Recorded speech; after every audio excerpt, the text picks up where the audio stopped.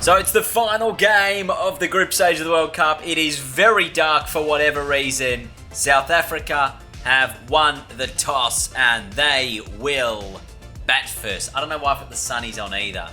Not gonna lie, how can you see anything? Why would you bat in these conditions? It's very difficult to see. 2 for 93, the South African side, and I'm coming in to bowl. Jeez, the yellow stands out so much for some strange reason. It looks like it's almost separately lit to everything else that is going on in this scene. That's in the air and it's 6. Is that a short boundary over there? I feel like it is. Final ball of the over to Hamza. And he gets that away for probably 2. South Africa finished the over with 11 coming from it. It's 2 for 103. Now, if you forgot the stakes that are on the line in this game, one of them is a ribeye, the other is a Scotch fillet. No, seriously though, the stakes in this game are pretty big for the South African side, and I guess for the Australian side as well. Obviously, Australia, they will qualify as first in this World Cup, regardless of the result. India will play Pakistan in the other semi-final, and Australia will play either the West Indies or South Africa, depending on how this goes. So you wouldn't want to go into this game losing to South Africa and then playing them again in the next encounter, having just suffered a loss to them. So I feel like there's a bit for Australia to do here. If they win, obviously they play the West Indies. If they do lose, it will make for a very interesting semi-final. Waiting. Goes down the ground. Should be 4. I reckon it's beaten the fielder. It has. It's a nice shot. Still tricky conditions for the batsman, given how dark it is. Waiting. Yep. I'm also surprised that there are no lights on at this ground. This is almost how dark it was in the 2007 World Cup final between Australia and Sri Lanka before the game. I think, I don't know if they called it off or they let Australia bowl those final 2 overs. It was bizarre. I can't remember, but I remember being awake because it started very, very early in the morning in Australia. Like, I was up at like 6 a.m. No. I was up at like 2 a.m. or something to watch the start of the game. I fell asleep. I woke up after Australia had batted, and I think Gilchrist had made 100 or something. And we were obviously in the prime position to win. But I remember it was like 10 a.m. in Australia, and wherever it was so dark. The broadcast made it look so good. It's just a bizarre ending to a game. If you've never seen it before, look up end of 2007 ODI World Cup. Very dark, very strange. Or an edge, no run. Because I do remember at one point they were actually going to call off the game and come back the next day and play the next 2 overs. Oh, that's in the air. It's probably going to be 6. It is. 50 partnership for these two. They are flying at the moment. Have a look at that. So they're on track for about 300, the South African side. Oh, that's a miss-hit. That's actually well bowled by me. It's been an interesting innings from my point of view. I've been one of the more expensive bowlers, you would probably suggest. Going at just over 6 and over. Pretty much everyone else is going at under that. I'll probably still have to bowl an over. No, I won't. Okay, great. And South Africa end on 324.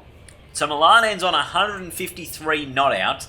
I am going to come in Australia, obviously, and chase down this 324.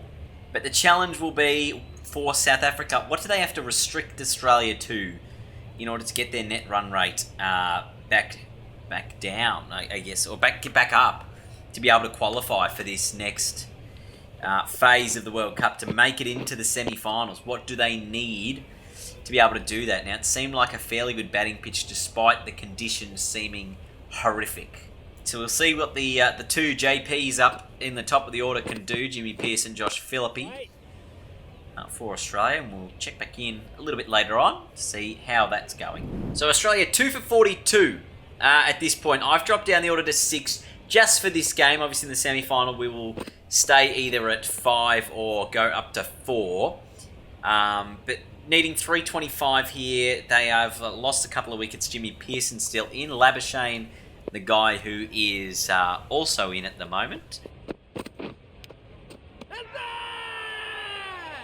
Oh boy, that is the end of Marnus Labuschagne. I'm going to be coming in hot. Australia in a bit of trouble here, to be honest.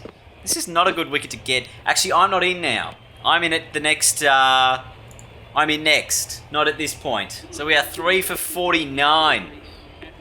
Trouble. Early days, South Africa looking to qualify for this semi-final. Maybe the light is difficult to bat with. We don't know. Wait. Yeah. Oh my God, what was that shot? He's just hit it straight in the air to cover. Australia 4 down. I'm going to have to come in now. We are in all sorts. And I reckon we're going to be playing South Africa in the semi-finals if we keep this up. Harper out for 6. It is 4 for 56. Yeah, I don't want to come in yet. Cameron Green, you can go in. I'll bat even lower. I'll bat at 7. All right, let's check back in. What are these guys doing at the moment? Jimmy Pearson on 49. Cameron Green on 25. That required rate has jumped up to 8. And they're currently going at 4 Australia. I'm trying to do the math here. They're going to need close to about 200 runs from the last 20. No, it'll probably be about 120 needed off the last 180. Needed off the last 20 overs. So 30 overs gone, 150 on the board. It's probably set up for a pretty even game. I think as Smuts bowls a nice ball there, we're just going to have a look. Where were South Africa at a similar point in time? They were slightly ahead, so it's not a big gap in the game. It's maybe 15 runs difference. And you can really see they pick up in the back half of that innings. Okay, coming in here at number 7, 33.3 overs gone. The chase is halfway done. 160 needed, only 17 overs to get it. Or 16 and a half overs to get it. So we're going to have to go all out here. That's about 10 and over required. And that is only going to be 3 off my first ball, not a boundary. Now, we've still actually got Ashton Agar in next, so I am going to play this as aggressively as possible. I am not going to leave anything in the shed. If I get out, I get out. But if I hit runs, I hit big runs. That's 6. Big swing. Big miss. No runs. Oh, that's straight off the glove. Did he catch that? I'm very confused here. What has happened? So yes, off the glove. It's gone in the air a mile. He's not even looking at the ball. He's not even looking at the ball. Let's have a look. In the air. And has this just fallen into his hand, has it? What has happened here? Yep, okay, well, this now makes for a very interesting game. Australia need 13 runs per over. You don't think they're going to get it. With Ashton Agar and Cameron Green, the 2 men in. If they do, it's an absolute miracle. It's 95 from 42. If anyone's going to do it, it is Cameron Green. He's currently 88 from 98 at the moment, knowing he needs to accelerate this rate. Now, I don't know if South Africa are a chance to win this game, what in terms of runs they need to concede. Like, do Australia need to score less than 300 for South Africa to win this game? Unclear. This should go straight down the ground. Oh, he's hit it to cover. There's a fielder down there. All right, we'll skip forward maybe like 1 or 2 overs, see where we're at then. All right, we are down to the final 5 overs. It seems like it is going to be a bit of a task here that might feel a little bit too great for Australia. 73 needed from 29. It seems absurd. But it's mathematically possible. It's about 15 runs and over. They're going to need a lot out of both of these guys. Oh, he's got that away. Is it to the boundary? It is. That's pretty poor fielding. They still need probably 2 more boundaries from this over, Australia. Oh, he's come down the wicket. They're going to get 1. This probably isn't the balance between the two that they'd like to be facing. You probably want Cameron Green facing 4 or 5 balls and over. As he comes down the wicket for no run. 6 for 259. And I reckon this is going to mean that if South Africa win here, I think we might not... That's out. So that's the end of Agar. 7 down, Australia. I reckon this could mean we end up playing South Africa in the semi-final of the World Cup. Especially with this result looking like it's going to be a big South African win. It does make it interesting, depending on the net run rates of these sides. So how many runs can Cameron Green score in the last 3 overs? If he hits a 6 here, we're a chance. Oh, that's another edge. That's 4 more. That's the 100 for Cameron Green. I applaud as the captain of this team. What a brilliant innings from Big C Green. And you can see he's hit everything all over the park. Now, there is a smidgen of a chance here.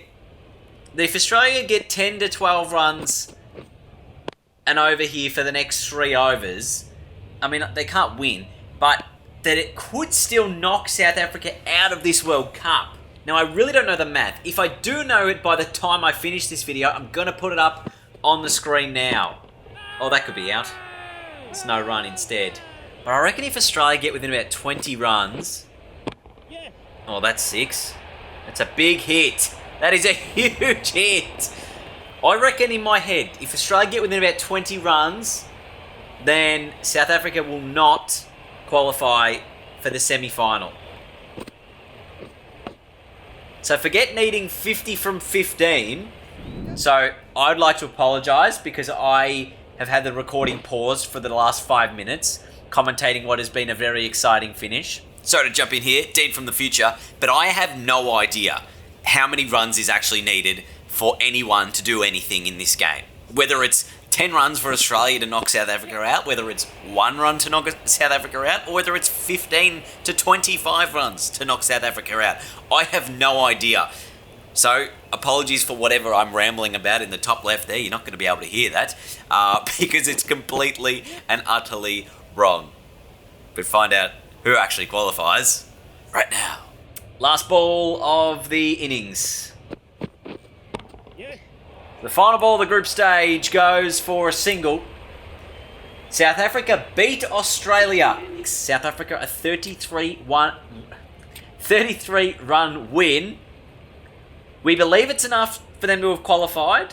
That is it. We'll have to double check. No, it's not!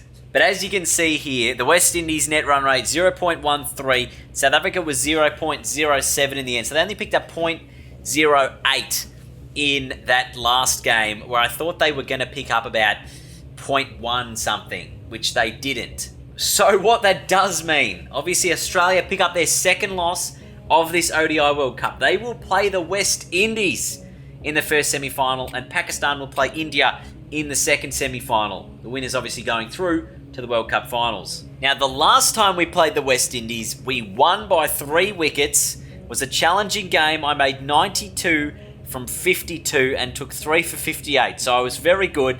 Nicholas Paran and Shea Hope were also very good for the West Indies, who I think stumbled quite early on in their innings. What were they? 3 for 79 and then 6 for 196 before putting on a couple of big partnerships towards the end there to get to 304 through that tail, who put on 50 odd for the last 2 wickets. How did Australia bat in that game, you're wondering? Well, this is what happened. The front half of the innings, 4 for 150 before I came in. A little partnership with Sam Harper there worth 84. Then a little one with Cameron Green, and then I think I got out after making 92 from 52. We ended up chasing it down with about 3 overs to spare and 3 wickets in hand. So it's going to be a very interesting game. Australia, the West Indies, Pakistan and India, the final 4 teams left in this ODI World Cup. Thank you so much for watching. We will continue semi-final 1 in the next video. Fingers crossed we make it through. It says it's going to be played at the SCG. Do you see that on the right? It says SCG and MCG. We're going to have to play them in England somewhere. Maybe we'll just pick Lords. Otherwise, I will see you guys later. Goodbye.